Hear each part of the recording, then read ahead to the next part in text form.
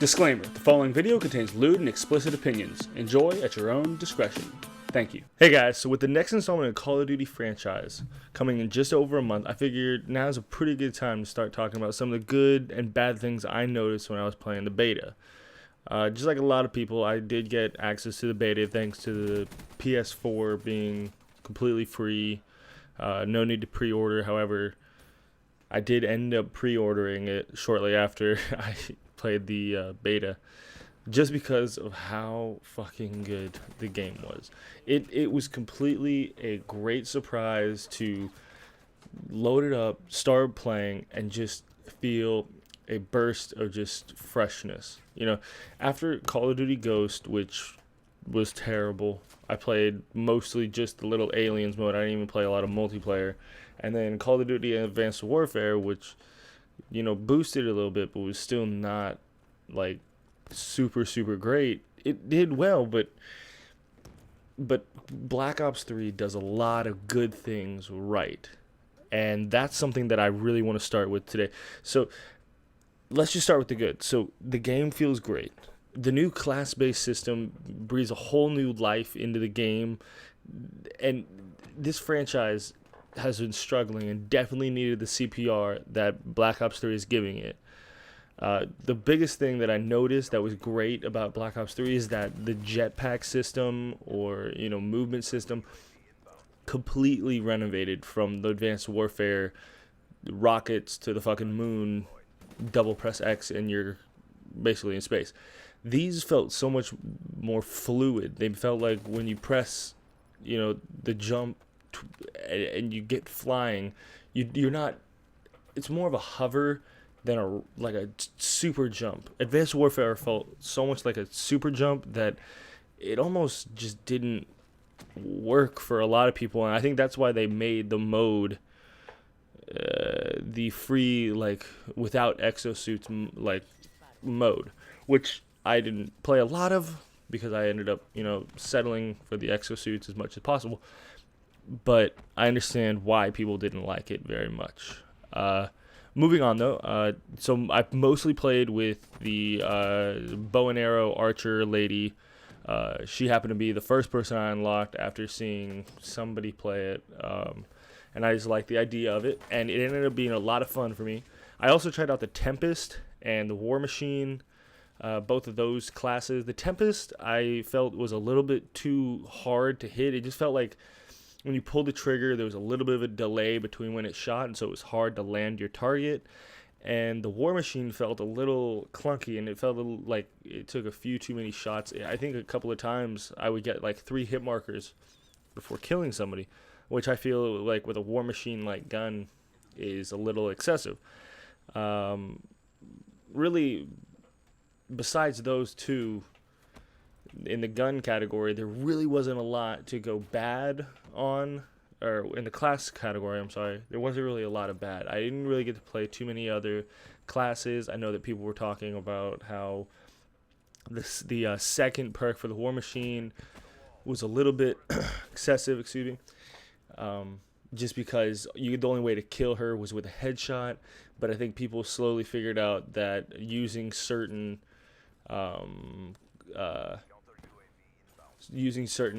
rounds, I think there was a perk or a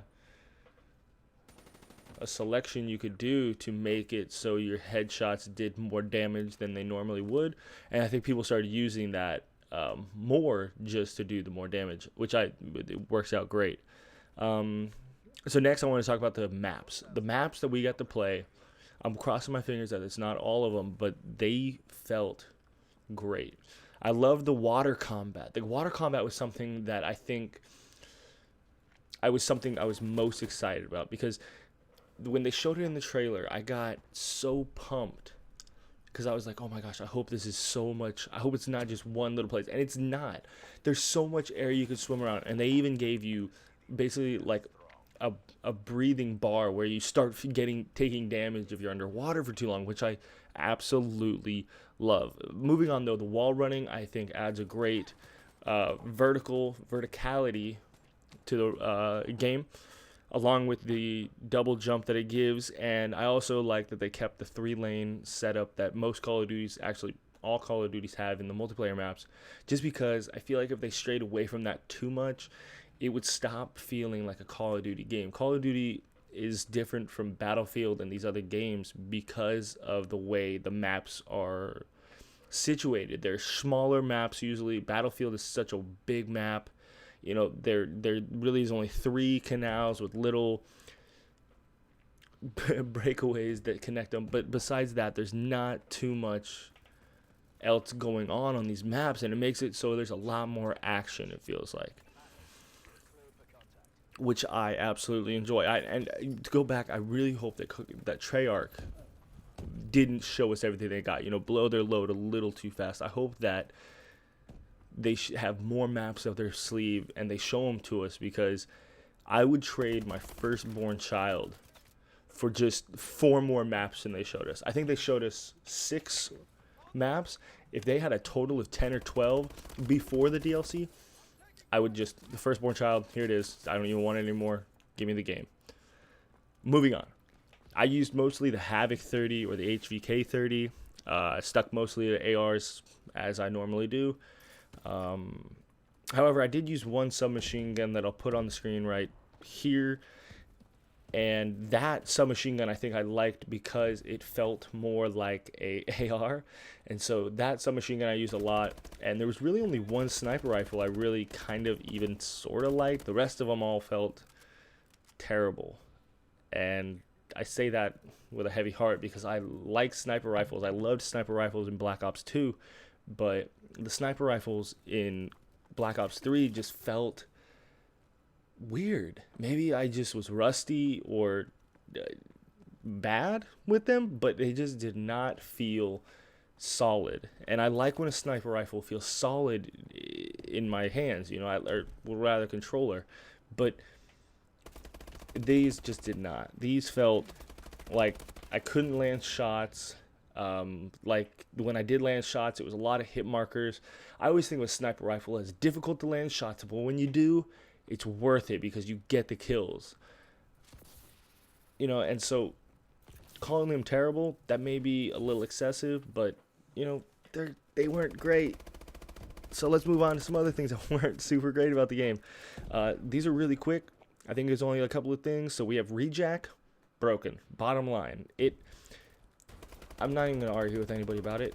Rejack, the fact that you can be seconds away from death and click 2 buttons and suddenly you're behind cover, you're safe, and you can be like, okay, catch my breath, regen the health, whatever, I'm good to go, turn around and go the other way. That's bullshit. It's a cool idea, but in order to make it better, like they started moving towards the end of the PlayStation beta, you would really, they made it so your health maintains through the rejack. And so you stay stunned through the rejack or blinded or what have you. You keep those afflictions through the rejack. I think to make it better, maybe make it so it's a longer cooldown on the rejack. Make it so that when you, kind of like with the Tempest gun that it felt like earlier, I mentioned the Tempest gun felt laggy. Like when you shot, it took a second, and there was a delay, and that's why it was hard to hit. Maybe do that with the rejack, and make it so that you kind of have to pre-jack, if you will. So you're like, oh, I don't know if I'm winning this gunfight, and so you kind of have to hit it a little earlier rather than later. I think that's one way to really kind of fix it. But I'm just some crackhead who stole a computer, so what do I know? Moving along though, the perks seemed a little bit, or I'm sorry, not perks, score streaks. They felt a little easy to get in the objective modes, like domination. It might have been just that I was doing well, but I kind of noticed a lot of people were getting mid to high score streaks, mostly the mid, but a lot of mid score streaks fairly easily in these domination and objective based game modes. And I feel like that was a little unbalanced. It felt like it's a good reason to play them because you get a lot of streaks. But, I only rage quit to the rolly droids, those little brr things, one time, and I think I could have rage quit a lot more because they were annoying. The rolly droids, it seemed like a lot of people had them, and I don't even know what their name is. I just know that I died to them a lot. I only rage quit once. That's a pride thing of mine. But I don't. It could have been just in the beta. It could have been just that I was doing well for once. I'm not used to that. But whatever it was, it felt odd.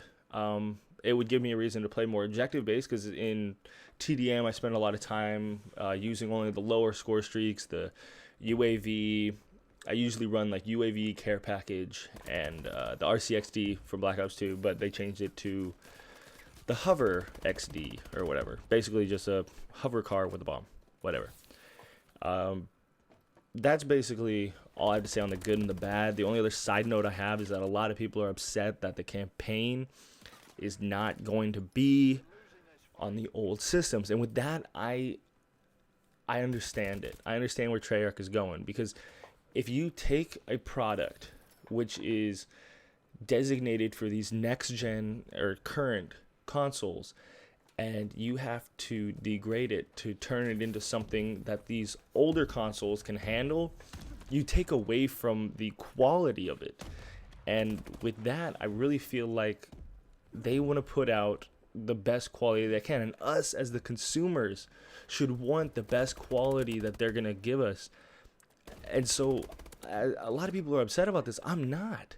I mean, I have a PS4. That's probably why I'm not upset. But this, as maybe a little soon, but this is the future. There's going to come a time where games just aren't being made for the PS3 anymore. And people have to understand that that is the way it works. When the PS2 ended and the PS3 came out, they still made PS2 games for a while, but the PS4 has been out for over 2 years now. Has it been 2 years? No, it's only been a year and a half. It's been out for a while, and the PS3 was out for I think 3 years, and then they stopped making PS2 games. So the time is coming. It might be a little soon that Black Ops 3 is doing it, but there's gonna come a time where there just is no more PS3 games, and you're just gonna have to reminisce in your old games. Just as a few last pointers, if you love Call of Duty games, get this game. You will love it. If you love shooters, buy this game. It's not like old Call of Duties, and you will love it. If you at all enjoy puzzle games, I don't even know how you found my video. This is not a game for you. Candy Crush. What other puzzle games are there? That's the only one I know. And that's it. Go back to Candy Crush. Or come check out this. Check out some more on my channel. Whatever you want to do, But besides that, this Black Ops 3 beta really gave me a new hope for what the franchise has to come. And it gave me a lot of faith in Treyarch to do this right. And even though we didn't get to see the campaign or the zombies, it gave me faith that Treyarch is going to do this right, that they're going to do zombies, multiplayer, and the campaign all right, 100% to their ability, and I have faith in that. I know they get a lot of flack, all three Call of Duty, Sledgehammer, Treyarch, Infinity Ward, they get a lot of flack. Infinity Ward does their best, and their best sometimes just isn't good enough. Sledgehammer did a good job picking it up with Advanced Warfare, but don't hate on Infinity Ward too much. Treyarch is the loved child that everybody gives the best cookies to, and Infinity Ward is sadly the redheaded stepchild that a lot of people say, oh, well, they make shitty games. No, they're having a hard time keeping up, because sometimes it's not about making the best games. It's about finding new ideas to put into games, like exosuits, like wall running and water combat and class-based systems. These are all things that they're new ideas that they put into Call of Duty games to freshen them up, to make them new again and make people buy them again, because no one wants to play the same old Call of Duty game. And that's why soon we're going to run into a time where they're gonna run out of stuff to do. They started in World War II or World War One. Move forward. We're in the future now. It's tough to then go back to old stuff or find a way to play an old game with a new feeling. So, with that said, I hope you enjoyed this video. If you did, hit that like button, subscribe for content every Monday, Wednesday, and Friday. I hope you guys have a great rest of your day.